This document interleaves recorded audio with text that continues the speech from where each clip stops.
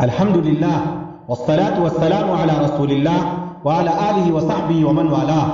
بسم اللہ الرحمن الرحیم۔ 20ویں پارے کا خلاصہ۔ 20ویں پارے کی ابتدا میں قدرت اور وحدانیت کے 5 دلائل اور براہین ذکر کیے گئے ہیں اور 5 استفہامیہ یعنی سوالیہ انداز میں مذکور ہیں۔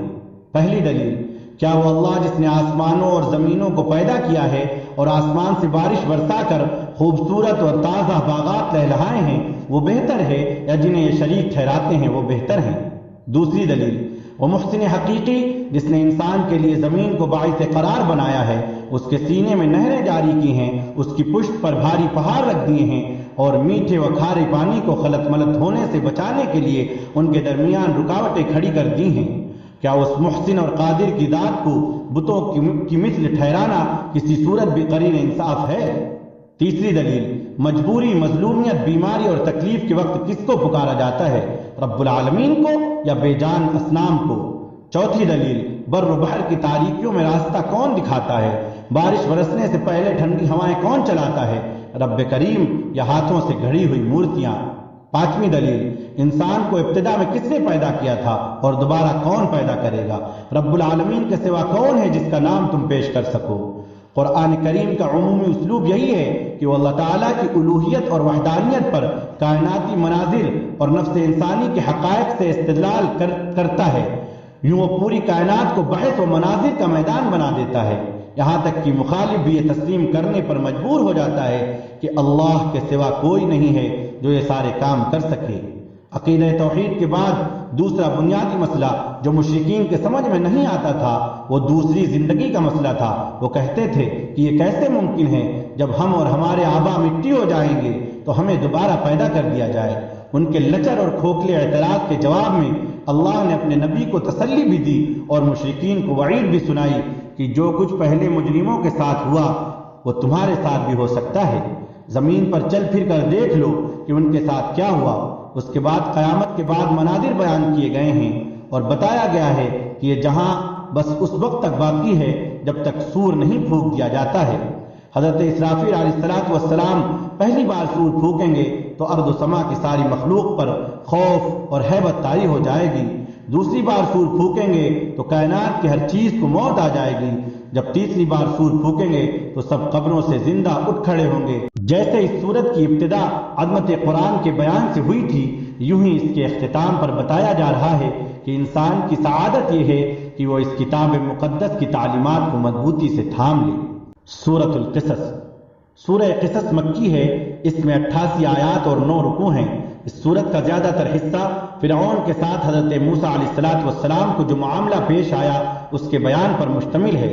اس سورت کی ابتدا حروف مقطعات میں سے طا سین میم کے ساتھ ہوئی ہے اور ان حروف کے متصل بعد قرآن کریم کی حقانیت کا بیان ہے۔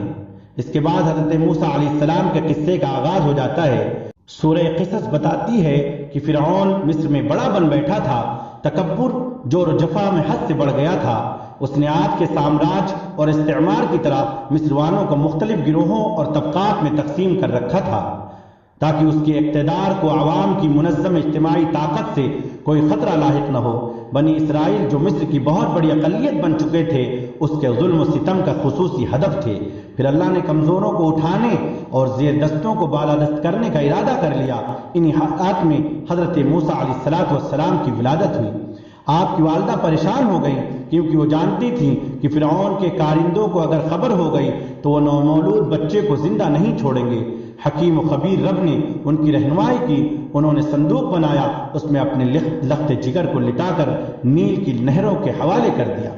پانی کے دوش پر تیرتے ہوئے صندوق کو فرعون کی خادماؤں میں سے ایک نے اٹھا کر اس کی اہلیہ حضرت آسیہ کی گود میں لا ڈالا۔ فرعون اس معصوم بچے کو بھی ذبح کرنا چاہتا تھا لیکن رب العالمین کا فیصلہ کچھ اور تھا، اور یقیناً ہوتا وہی ہے جو رب کا فیصلہ ہوتا ہے۔ انسان کی تدبیریں، سازشیں، منصوبے اور پروگرام دھرے کے دھرے رہ جاتے ہیں۔ آسیہ نے کچھ اس انداز سے بات کی کہ اس شخص کا دل بھی پسیج گیا جس کے سینے میں لگتا تھا کہ دل نہیں پتھر کا ٹکڑا ہے۔ ادھر فرط غم کی وجہ سے بچے کی والدہ کا یہ حال ہو گیا کہ کسی پر سکون و قرار نہیں۔ تصور میں صندوق کو فرعونیوں کے ہاتھ لگتے اور بچے کے گلے سے خون کا فوارہ پھوٹتے دیکھتی ہیں، لیکن رحیم و کریم اللہ نے اس کے اڑتے ہوئے دل کو قرار عطا فرمایا اور وعدہ کیا کہ بچے کو تمہاری ہی گود میں واپس لوٹا دیا جائے گا۔ یہ معجزہ کیسے ظاہر ہوگا، یہ ناممکن کیسے ممکن بنے گا، یہ سوچنا تمہارا کام نہیں، ہمارا کام ہے۔ بھوکے بچے کو کئی دائیوں نے دودھ پلانے کی کوشش کی، لیکن وہ کسی کا بھی دودھ پینے پر راضی نہ ہوا۔ آپ کی بہن اجنبی بن کر یہ منظر دیکھ رہی تھی۔ اسی کے مشورے پر بے قرار ماں کو بلایا گیا اور بطور دایا کے بچے کو اسی کی گود میں ڈال دیا گیا جو گود اس کے لیے تڑپ رہی تھی۔ فرعون نے اپنے خیال میں ایسا انتظام کیا تھا کہ کوئی اسرائیلی بچہ اپنی ماں کا دودھ بھی نہ پی سکے، اس سے پہلے ہی اسے تحقیق کر دیا جائے، اور اللہ کا فیصلہ یہ تھا کہ وہ بچہ جسے اپنے وقت کے سب سے بڑے ظالم کے اقتدار کے لیے خطرہ بننا تھا، اس کی پرورش اسی اقتدار کے زیر سایہ اور صاحب اقتدار کے نان نفقے سے ہو۔ پھر وہی ہو کر رہا جو سچے رب کا فیصلہ تھا۔ خدائی کے جھوٹے دعوے دار کی تدبیریں ناکام ہو کر رہیں۔ حضرت موسیٰ علیہ السلام نے جوانی کی حدود میں قدم رکھا تو آپ کے ہاتھوں قبطی کا خون ہو۔ ایک مرد وفا کے مشورے پر آپ مصر سے نکل گئے اور مدین کی راہ لی۔ یہاں نہ جان نہ پہچان نہ ٹھکانہ، نہ ذریعہ معاش۔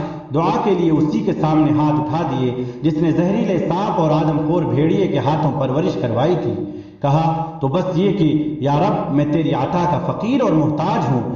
آپ کی یہ دعا دریا بکوزہ کی مثال تھی، اس میں وہ سب کچھ آ گیا جس کا انسان محتاج ہو سکتا ہے، اور انسان کس چیز کا محتاج نہیں۔ اگر روٹی کا محتاج ہے تو بھوک کا بھی محتاج ہے، سائے کا محتاج ہے تو دھوپ کا بھی محتاج ہے، بیداری کا محتاج ہے تو نیند کا بھی محتاج ہے۔ ایک درخت کے سائے تلے بیٹھے تھے کہ دو باحیا اور پردہ دار بچیاں بکریوں کو ہکاتے ہوئے آ گئیں۔ ان کی بکریوں کو ازراہ احسان کنویں سے پانی کھینچ کر پلا دیا۔ بچیاں سمجھدار تھیں، اپنے والد حضرت شعیب علیہ السلام کے سامنے جا کر اس اجنبی مسافر کی قوت و طاقت اور امانت و دیانت کی تعریف کی۔ انہی میں سے ایک بچی کے ذریعے بلائے گئے نہ صرف باعزت و راحت ٹھکانہ میسر آیا بلکہ چند شرائط کے تحت رشتے کی بھی پیشکش ہو گئی۔ شادی کے بعد اہلیہ کو ساتھ لیے مصر واپس جا رہے تھے کہ ٹھٹھرتے ہوئے جنگل میں آگ بھڑکتے ہوئے دیکھی۔ آگ لینے کے لیے آگے بڑھے تو نبوت سے نواز دیے گئے۔ نبوت عطا کرنے والے نے عصا اور ید بیضا کا معجزہ دے کر اسی کے سامنے کلمہ حق کہنے کا حکم دیا جس نے اللہ کی زمین میں اللہ کے بندوں کو تنگ کر رکھا تھا اور جو اپنے سوا کسی کو بڑا ماننے کے لیے تیار نہ تھا۔ کلمہ حق کہہ دیا گیا، فرعون نے نہ ماننا تھا۔ اللہ نے اسے اٹھایا اور فوج کے پروں سمیت مادی ترقی کے اس سلوگن کو دریا کی طوفانی موجوں کے حوالے کر دیا۔ رہے نام اللہ کا۔ یہ قصہ جس کے نمایاں کردار تین ہیں، حضرت موسیٰ علیہ السلام، بنی اسرائیل اور فرعون، اور جس کا کچھ حصہ یہاں اور بقیہ جزیات پورے قرآن میں مذکور ہیں۔ اس قصے سے مجموعی طور پر جو بصیرتیں اور عبرتیں حاصل ہوتی ہیں وہ مولانا حفظ الرحمان سیرہاروی رحمۃ اللہ علیہ نے قصص القرآن میں ذکر فرمائی ہیں۔ ہم ان کا خلاصہ اپنے الفاظ میں افادہ عام کے لیے ذکر کر رہے ہیں۔ نمبر 1، اگر انسان مصائب و آلام پر صبر کرے تو دنیا اور آخرت میں اس کے اچھے نتائج برآمد ہوتے ہیں۔ نمبر 2، جو شخص اپنے معاملات میں اللہ پر بھروسہ رکھتا ہے اللہ تعالیٰ اس کی مشکلات ضرور آسان کر دیتا ہے۔ نمبر 3، جس کا معاملہ حق کے ساتھ عشق تک پہنچ جاتا ہے اس کے لیے باطل کی بڑی سے بڑی طاقت بھی ہیج ہو کر رہ جاتی ہے۔ نمبر 4، اگر کوئی بندہ حق کا پرچم لے کر پوری استقامت کے ساتھ کھڑا ہو جائے تو دشمنوں ہی کے گروہ سے اس کے حمایتی پیدا کر دیے جاتے ہیں۔ نمبر 5، جس کے دل میں ایمان پیوست ہو جاتا ہے وہ ایمان کی خاطر سب کچھ یہاں تک کہ نقد جاں بھی لٹانے کے لیے تیار ہو جاتا ہے۔ نمبر 6، غلامی کا سب سے بڑا اثر یہ ہوتا ہے کہ ہمت اور عزم کی روح سے انسان محروم ہو جاتا ہے۔ اسی لیے بنی اسرائیل نے ارض مقدس میں داخل ہونے سے انکار کر دیا تھا۔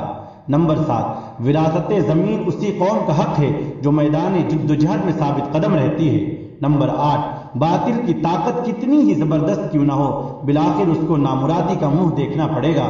نمبر 9، اللہ کی عادت یہ ہے کہ جن قوموں کو ذلیل اور حقیر سمجھا جاتا ہے، ایک دن آتا ہے کہ اللہ انہی کو زمین کا وارث بنا دیتا ہے۔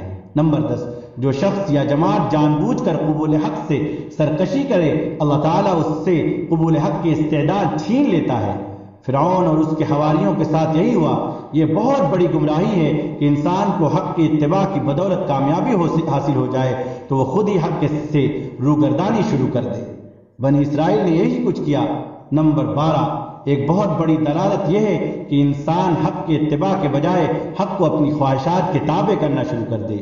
یوم السبت میں شکار کی ممانعت کے باوجود اسرائیلی حیلے بازی کرتے رہے۔ نمبر 13، کوئی حق کو قبول کرے یا نہ کرے، داعی کا فرض ہے کہ وہ فرید دعوت ادا کرتا رہے۔ بعد اہل حق سبت کی بے حرمتی سے آخر وقت تک منع کرتے رہے۔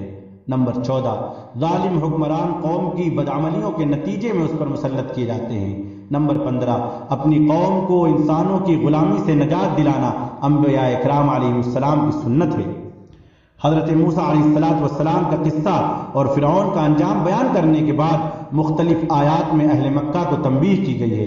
اہل کتاب میں سے ایمان لانے والوں کی تعریف کی گئی ہے۔ مشرکین کی جہالتوں اور حماقتوں کا ذکر ہے۔ دنیا فانی کے معلومات سے دھوکہ کھانے سے بچنے کی تلقین ہے۔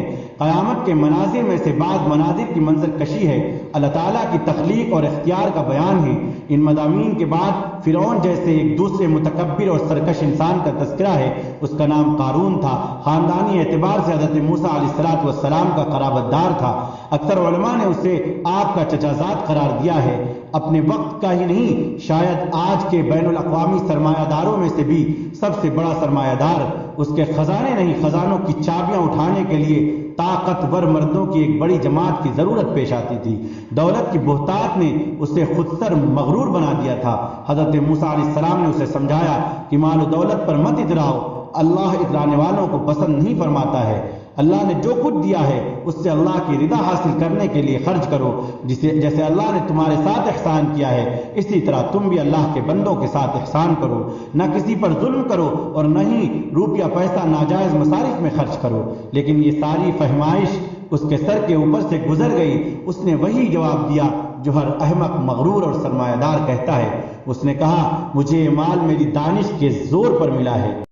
جب دنیا میں ڈوبے ہوئے لوگ جب قارون کی شان و شوکت دیکھتے تھے تو ان کے منہ میں پانی آ جاتا تھا اور وہ اسی جیسا بننے کی تمنا کرتے تھے، لیکن پھر ہوا یوں کہ اللہ نے اسے اس کے گھر سمیت زمین میں دھسا دیا۔ عذاب الہی کی زندہ گرفت نے دنیا پرستوں کی آنکھیں کھول دی اور انہوں نے اعتراف کیا کہ اگر اللہ ہم پر احسان نہ کرتا تو ہمیں بھی دھسا دیتا۔ قارون کے واقعے کے اختتام پر قرآن کی ایک ایسی نصیحت ہے جو ہر مسلمان کو اپنے پلے باندھ لینی چاہیے۔ ارشاد ہوتا ہے، آخرت کا گھر ہم نے ان لوگوں کے لیے تیار کر رکھا ہے جو ملک میں بڑا بننے اور فساد کا ارادہ نہیں رکھتے، اور انجام تو پرہیزگاروں ہی کا ہے۔ آج بڑا بننے کی بیماری عوام نہیں بلکہ خواص میں بھی عام ہو چکی ہے۔ جو لوگ اس بیماری میں مبتلا ہیں انہیں یہ آیت ہر وقت سامنے رکھنی چاہیے۔ اس سورت کی آخری آیت میں ہے، اللہ تعالیٰ کے سوا ہر چیز فنا ہونے والی ہے، اسی کا حکم ہے اور اسی کی طرف تم کو لوٹ کر جانا ہے۔ فرعون جیسے بادشاہ اور قارون جیسے سرمایہ دار کا عبرتناک انجام اس دعوے کی دلیل ہے کہ اللہ کے سوا ہر چیز فنا ہونے والی ہے۔ سورۃ العنکبوت، سورہ عنکبوت مکی ہے۔ اس میں 69 آیات اور 7 رکوع ہیں۔ اس سورت کے مضامین بھی دوسری مکی صورتوں میں سے ہیں۔ اس سورت کا موضوع سنت ابتلاء، یعنی اس زندگی میں ابتلائیں اور آزمائشیں ضرور آتی ہیں۔ مکی زندگی میں مسلمان کو طرح طرح کے مظالم اور مصائب کا سامنا کرنا پڑا۔ جب جور و جفا کے بادل پیہم برس کر بھی نہ تھمے تو بتقاضائے بشریت بعض لوگ گھبرا اٹھتے تھے۔ انہیں سمجھانے کے لیے فرمایا گیا کہ ایمان والوں کو آزمانا اللہ تعالیٰ کی پرانی سنت اور دستور ہے تاکہ سچے اور جھوٹے مومن اور منافق میں امتیاز ہو جائے۔ صاحب ایمان بڑے بڑے حوادث کے سامنے استقامت رکھتا ہے، جبکہ زبانی کلامی ایمان کے دعوے کرنے والوں کے قدم ڈگمگا جاتے ہیں اور ان میں سے بعض دنیاوی تکلیفوں سے بچنے کے لیے معاذ اللہ مرتد ہو جاتے ہیں۔ ارشاد ہوتا ہے، اور بعض لوگ ایسے ہیں جو کہتے ہیں کہ ہم تو تمہارے ساتھ تھے، کیا اللہ نہیں جانتا جو کچھ اہل عالم کے سینوں میں ہے؟ ایمان والوں میں سے سب سے زیادہ اور سخت آزمائشیں اللہ کے نبیوں پر آئیں، اس لیے اس صورت میں حضرت نوح، حضرت ابراہیم، حضرت موسیٰ، حضرت ہارون علیہ السلام کے قصے اجمالی طور پر ذکر کیے گئے ہیں تاکہ ایمان والے جان لیں کہ اہل حق پر ابتلائیں تو آتی ہیں لیکن یہ ابتلائیں دائمی نہیں ہوتی، انجام کار اہل حق کو غلبہ نصیب ہوتا ہے اور ان کے مخالفین کو ہلاک ہونا پڑتا ہے۔ سورت کے اختتام پر مشرکین کے بتوں کو عنکبوت یعنی مکڑی کے ساتھ تشبیہ دی گئی ہے، جیسا کہ اس کا جالا بے حد کمزور ہوتا ہے، نہ سردی سے بچا سکتا ہے نہ گرمی سے، اور نہ ہی تیز ہواؤں کا مقابلہ کر سکتا ہے۔ یوں ہی مشرکوں کے بت کمزور ہیں، نہ انہیں نقصان سے بچا سکتے ہیں اور نہ ہی کوئی فائدہ پہنچا سکتے ہیں۔ صدق اللہ العظیم۔ والسلام علیکم ورحمۃ اللہ وبرکاتہ۔